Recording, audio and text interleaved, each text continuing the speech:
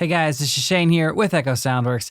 So I haven't done a Logic video on this channel in quite some time, and if you know anything about me, you know I absolutely love Logic. So in this video, we'll be taking a look at 13 stock Logic plugins that you need to know about and that you need to be using. Now the first three we're gonna be looking at are instrument-based. Now the first one is one that every Logic user should be using, especially if you make any form of electronic music. It's called Quick Sampler, and it's fairly new. It's a fairly new addition to the Logic platform. So in my opinion, I think Quick Sampler has some features that really set it apart from other samplers. So without a doubt, one of the best features, especially if you compare it to other samplers and other DAWs, is this optimize mode. So let's say I'm taking a sample like this one here. It's an F-sharp 3. And let's say I didn't actually know it was an F-sharp 3. The optimize mode is going to not only find the pitch, it's going to correctly map it.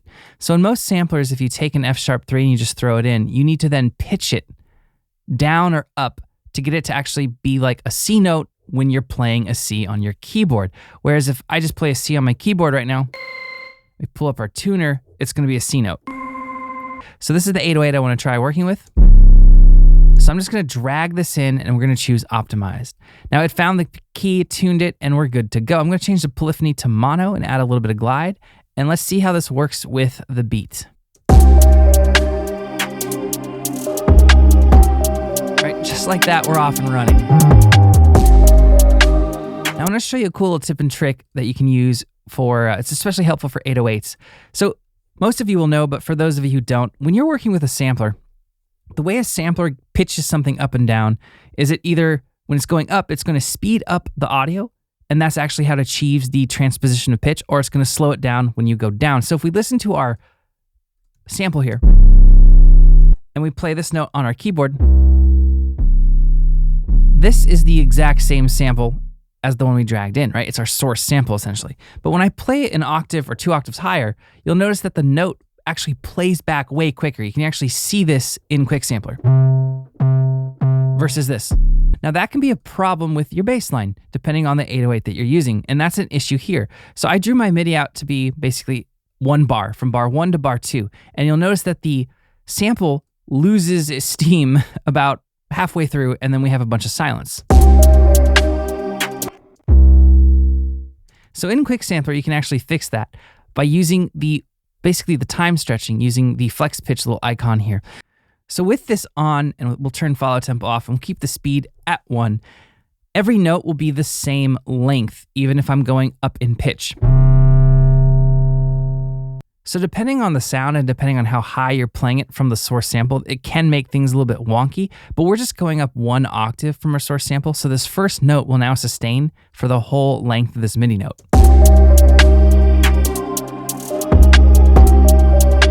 All right, so for these are getting higher. I actually want them to play back faster. So what I like to do is I'll just duplicate the track, and I'll have one that has basically the time stretch or flex time on, and I'll have one off.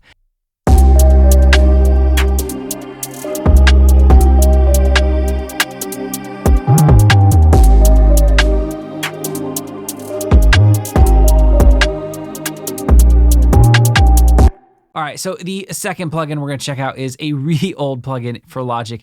It was in the version that I first got back in like 2010 or so, and it is really ugly. It's a homely looking plugin. It is, but it's what's on the inside that counts, right? So it's called Sculpture, and it's a physical modeling synth. So this little guy is Sculpture. Now, like I said, the interface isn't great, but it can create some really cool sounds. So at the heart of the engine, it being a physical modeling synth, you have these different basically characteristics of physical modeling. So for those of you who don't know, a physical modeling synth attempts to recreate the sound of physical instruments via synthesis. So there's no samples involved. You can see here we have steel, nylon, wood, and glass. So obviously you're gonna have a lot of guitars, mallets, marimbas, keys, and anything in between. Now, if we go through the factory library, there's actually a bunch of cool stuff. Some of my favorite ones are the modeled bells. Let's try felt bells.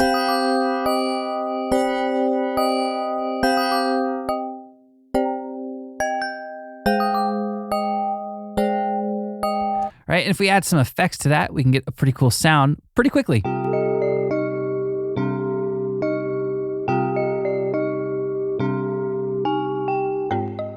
We'll check out one more. This one's called Glockenspiel. You can see that we're down all the way in the glass side now of this.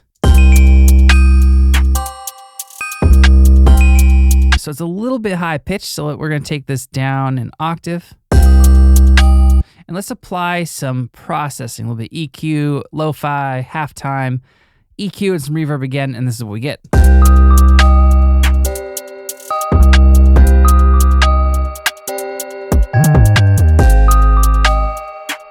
All right, so the third instrument plugin we're gonna look at is Alchemy. There are a ton of presets in Alchemy. There's the browse page, the simple, and then the advanced. The advanced is where you're gonna be able to see all your sources. You have 4 oscillators at your disposal in Alchemy, and you can load in your own sounds via drag and drop. There are 4 different engines that you can use: additive, spectral, granular, and sample. So now that there's quick sample in Logic, I'd personally never use the sampler in Alchemy on purpose, unless it was part of a patch, but the granular mode and spectral mode, it's really awesome to have just stock in Logic. Now, in terms of the presets, they're really easy to tweak. A lot of them are kind of weird sounding and left of center, and that's why I think Alchemy is a great synth when you're going for a really unique sound. So here's a pad called Angelic Waves. You can use these performance grids over here to basically control 2 XY pads that are assigned to different macros. All right, so now we're moving into the effects/processing plugins. Now the first one we're gonna look at is called modulation delay. So this is a delay/chorus/flanger. All right, so how does this differ from, say, the chorus effect or any of the other modulation effects in Logic? So if we go to the modulation folder, you'll see that we have a chorus, we even have a flanger. So what's different this? Well, the key difference is that you can achieve both effects at the same time within the same plugin, but also you have independent control over the LFO rate. So it allows you a lot more flexibility. You can create kind of richer, denser sounds with it. So here's an example of how I kind of have it set up like a tape cassette, warble or flutter.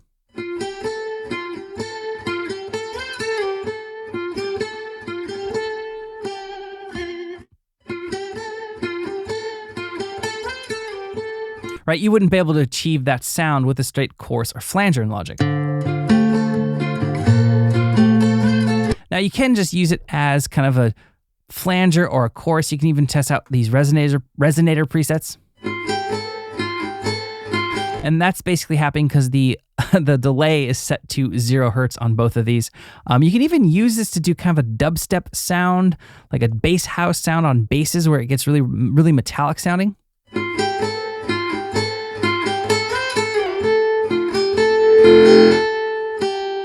So yeah, there's a lot of cool things you can do with this. I feel like this is kind of the forgotten modulation/delay plugin in Logic, and I personally use it all the time. All right, so moving on to number 5, we'll be looking at a MIDI effect now. So this is called Scripter. Now, MIDI effects in Logic are a little bit different from your standard effects. You're not going to put them down on the actual track themselves.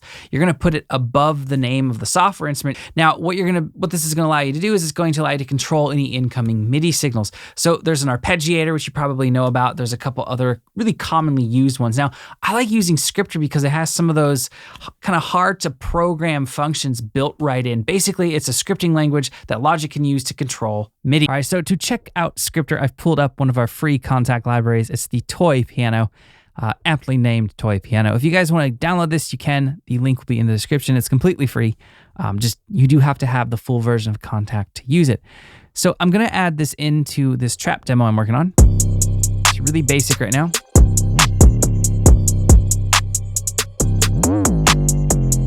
And we're going to load up Scripter. So go to the MIDI effects slot and then select Logic and then Scripter. Now there's a bunch of interesting factory presets, but I like using these Logic X scales I made. So you guys can download these for free. Link will be in the description. Basically, this will restrict your keyboard real time. It's kind of like the scale quantize in the piano roll, but it happens real time, not after you play it.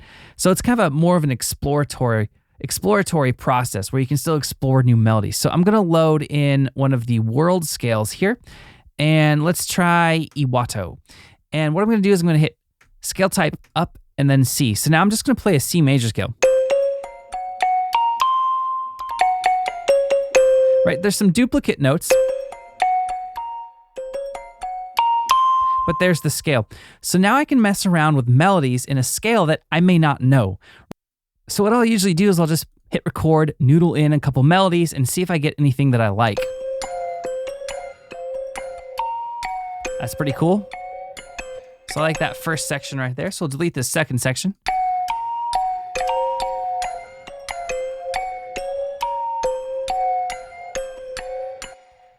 And I might have something here as well. So let's take a listen to this.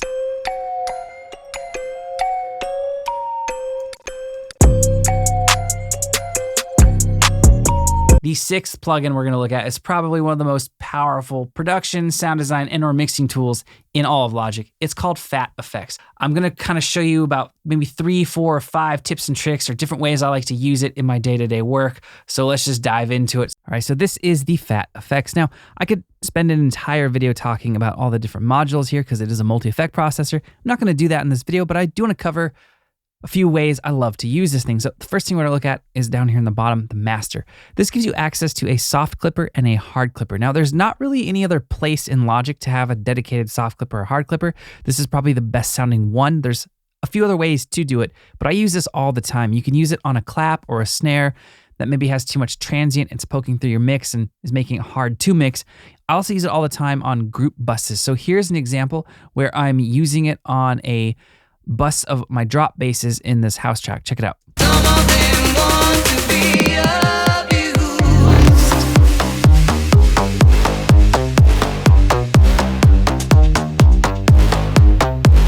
And that's just gonna shave off some of the transients that are poking through them, make it a little bit easier to mix and give it a little extra volume. Now, another incredible section in Fat Effects is the distortion. So I don't know if I'd ever use it in this example, but I'm just gonna show you because we're here. I have an exciter, downsampler, bit crush, squared, Varadrive Scream, tons of different flavors of distortion. Now the cool thing about this is these don't have to just be static distortions or saturation. You can actually have an envelope follower target this. So check it out. Let's say I want the bass to have an exciter right on the attack, or maybe not on the attack, maybe on the middle of the sound. So let's try this out. Let's crank this up. That's sizzly. Hear that?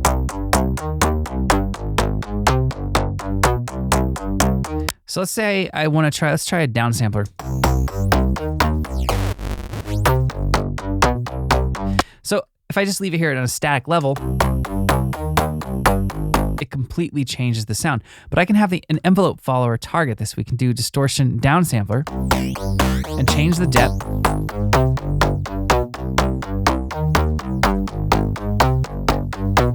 Right, and now I have this kind of little dirty, fuzzy vibe right on the attack.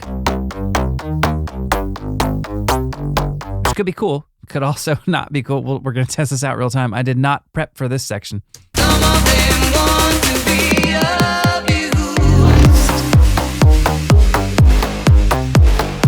Let's look at one more section that I love to use. It's the filter. So of course you have these basic filter types, low pass, band pass, high pass, but you also have these creative filter types like a comb filter, a bit crusher. You have some really interesting filter types that you don't get anywhere else in Logic. Let's actually try a comb filter on this bass deck.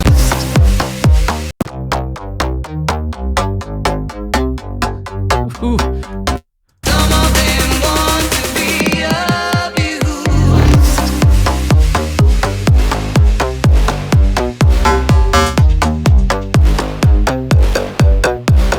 All right, the next effect is very similar to the Fat Effects. It came out at the same time, and it's called Step Effects. Now, as opposed to being more mix or sound design oriented, this is all about movement. It's about adding life to sounds, so let's check that out. Okay, to showcase these Step Effects, I've pulled up a default instance of Serum and filtered the high frequencies a little bit, and we're gonna turn on the Step Effects now.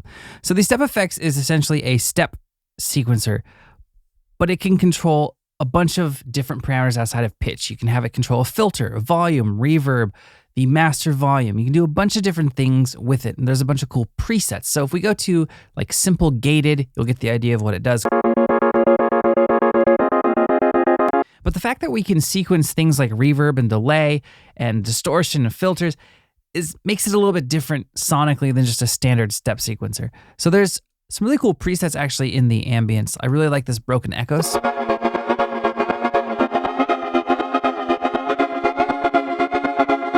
So each different thing that you're basically sequencing or step sequencing can be a different rate and a different pattern, right? Here's our gate mix 2, and mod effects.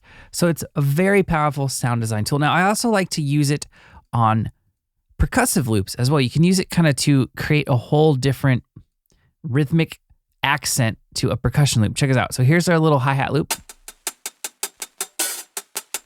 at 80 beats per minute. So let me change my tempo.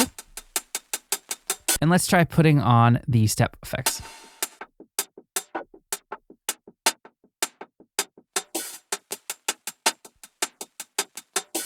All right, so instead of going to the filter, maybe this should go to our master output.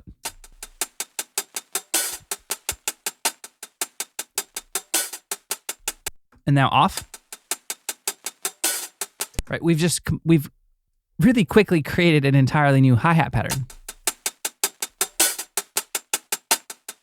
All right, so now we're on to number 8. Now this is probably a plugin that has never made it into any Logic X video on YouTube.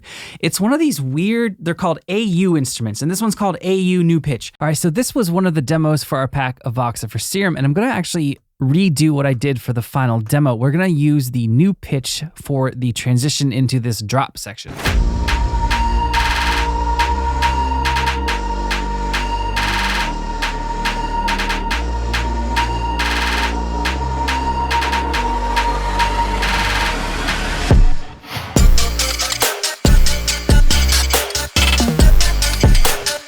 So it's gonna be this track right here. So what I'm gonna do is I'm gonna pull up that plugin, and it's in a weird spot. You need to go to audio units, you're gonna go to Apple, and then it's going to be in this drop-down folder. So you'll see that we have new pitch right here. You'll see AU pitch as well. You want new pitch. It's the newer version, I don't know.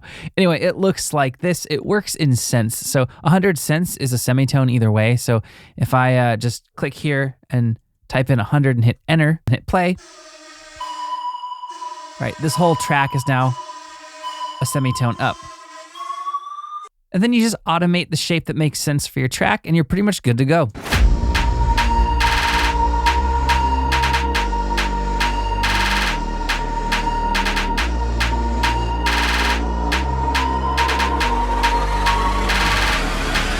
Moving on to number 9, we're gonna take a look at the vintage EQs inside of Logic. So this is a suite of 3 EQ plugins. Now you probably use this plugin all the time. That's the channel EQ. Now, there's nothing wrong with that. It's just the channel EQ, I think, excels for subtractive edits, meaning you're reducing frequencies, you're cutting things. If you're boosting things and you wanna boost them in a more pleasing way to the human ear, use one of these vintage EQs. They're gonna color the sound. They're gonna impart some juju, some mojo, some sonic flavor, whatever weird buzzword you wanna use. They're gonna make things sound better. Now, so my favorite one of the 3 is the graphic EQ. It's a API style EQ, and I'm gonna show you a really cool trick you can use on vocals, synths, and guitars. Basically, it's a way to create an airband in the EQ. So let's check that out. All right, so let's take a quick listen to this track because we're gonna be checking this trick out on the vocal stack. I've been high in Hollywood for 21 days, thinking about you. Yeah, I've been high in All right, so the green tracks, this is our vocal stack now. I've been high in I'm gonna load up the graphic EQ on that bus where all those vocals are kind of in one folder, in one group.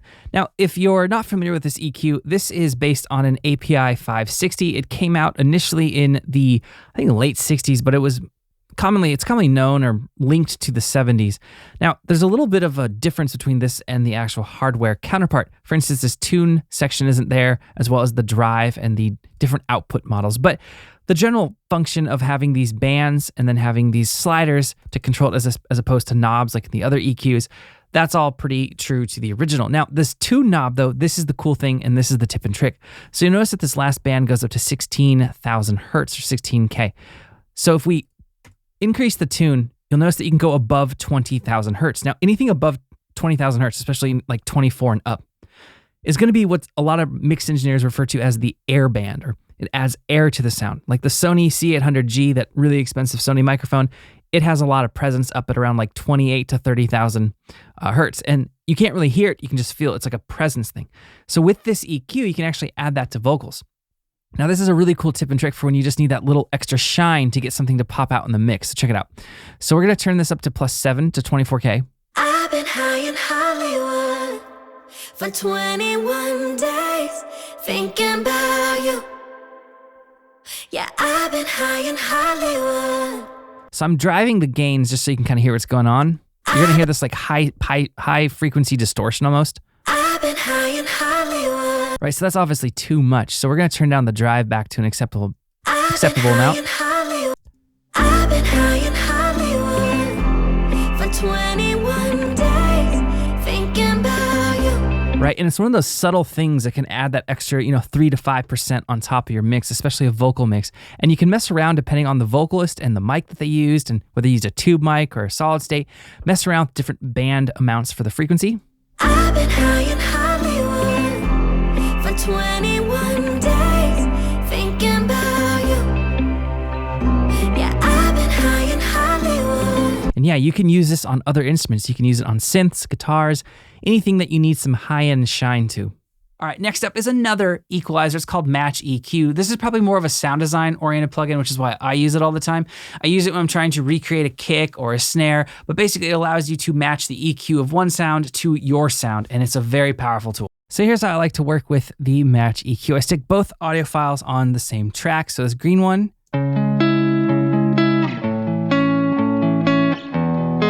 this is my current, and this will be my reference. So let's say I wanted to combine these two loops from two different kits into the same song. You can also use this on whole entire reference songs, and I actually like to use it when I'm working on drum samples. For instance, let's say you have a drum sample from one kit, and you kind of want to layer it with another, but you want it to sound more cohesive. You can use the Match EQ to make the sounds much more, ready to play together, for lack of better words. So let's test this out with the guitar. So here's our current. I'm gonna hit learn, and then hit play. Now, when you're working with melodic material, it does help if it's in the same key. So I did transpose this to be in the same key. So now we're gonna reference the reference. A lot less high frequency on here. So now that once we've referenced both the current and the reference, or we've learned both the current and the reference, you then hit Match EQ, and it's gonna make a really wild EQ shape. So hit Fade Extremes to clean it up, and then you can hit Smoothing.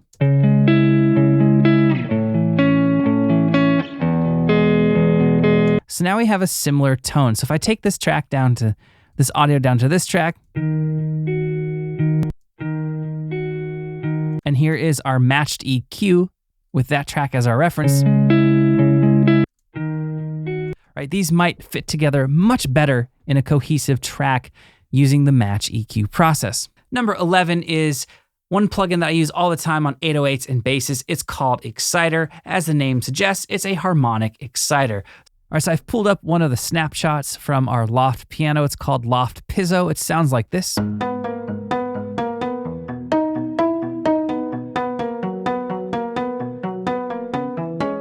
And we're gonna use the exciter to pull out some of the high end in this sound.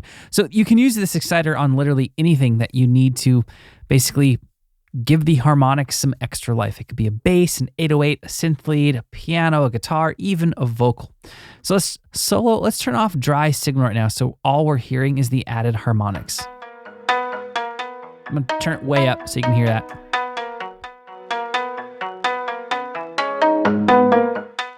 And you can set a cutoff frequency for where the excitement's going to happen. All right, so that might be good for this if we're just trying to, let's say this was a dense mix and we needed this to kind of just poke through a little bit and we didn't want to overcompress it. We didn't want to use a transient shaper. This might be a good option. So let me turn down the amount and turn the dry signal back on.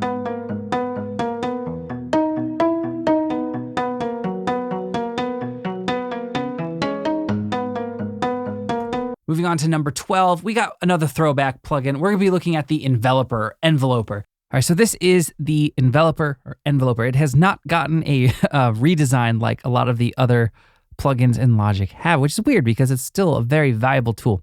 So this is a transient shaper for all intents and purposes. You have a time control though, so it's a little bit different than a general transient shaper. You have a threshold, you have a gain for the attack, right? That would spike the transient, that would turn the attack down, and this would turn the release up and turn the release down, which is essentially, it says release here. Think of this more as sustain. So let's go to the factory default.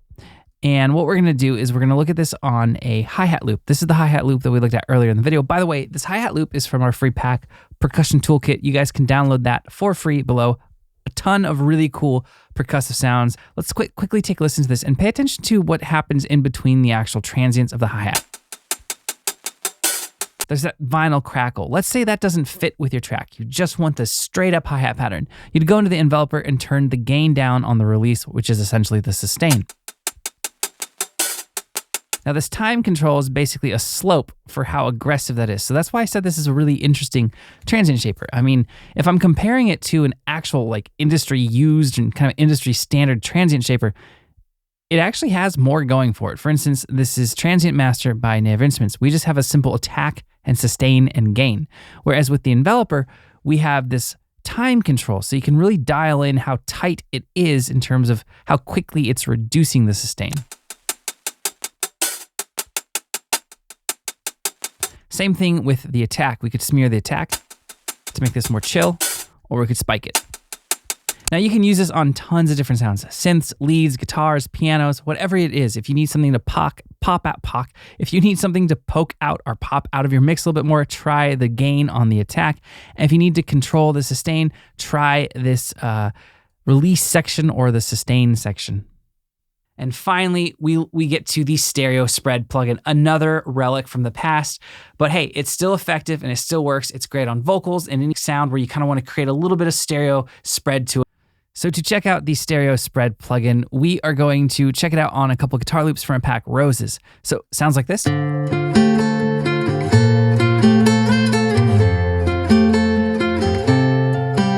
I'm going to apply it to this kind of this little twinkly lead right here. So we're going to slap it on that track and we're going to test it out. So the default setting basically spreads out the entire sound quite a bit. If I pull up our metering here, we'll pull up our multimeter. We'll see that this sound is pretty much stereoized, right? It's even hitting antiphase. Now, the cool thing about this is you can control the amount for the lower interval and the upper interval. Right, so you can control the stereo spectrum independently from just having this, like a lot of stereoizing stereo plugins, they just have this one wet knob or, the mix knob. Now you can also change the order, which will determine how many cycles within the intervals you have.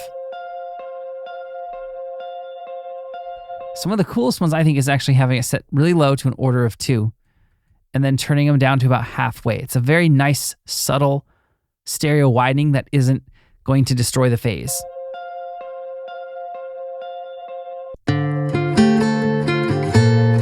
Now, another cool thing is you can focus in on the frequencies that you are adding the stereo with too. So if you don't want to touch the lower frequencies for phase concern issues, right? You can have it just be the upper frequencies.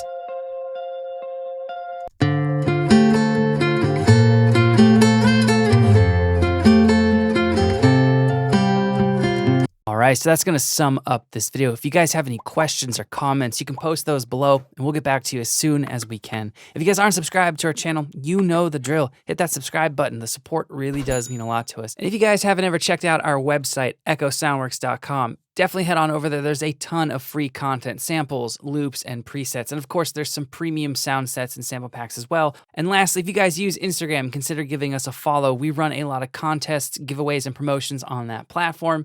And I think you guys will like what we're doing over there. All right, thank you for watching. I'll see you next time.